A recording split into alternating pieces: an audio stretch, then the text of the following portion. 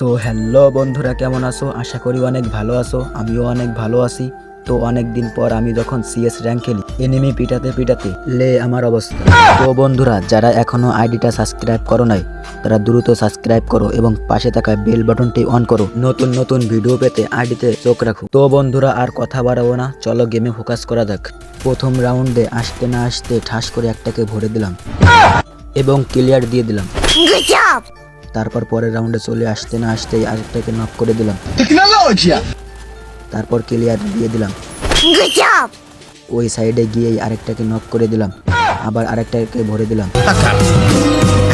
তারপর ক্লিয়ার করে দিলাম, তারপর আরেকটাকে ক্লিয়ার করে দিলাম, তারপরে আরেকটাকে ঠাস করে ভরে দিলাম এবং ইউজ করলাম। কি আর বলবো, এনিমি যখন আতঙ্কে, কারণ তারা বুঝে গেছে তাদের অপোজিটে কে পড়ছে, তাদের আর নিস্তার নেই। তারপর একটাকে ঠাস করে ভরে দিলাম ও ক্লিয়ার করে দিলাম। তারপর আরেকটাকে ঠাস করে ভরে দিলাম, ক্লিয়ার করে দিলাম। তারপর আরেকটাকে ঠাস করে ভরে দিলাম। সোস এস করতে পারলাম না।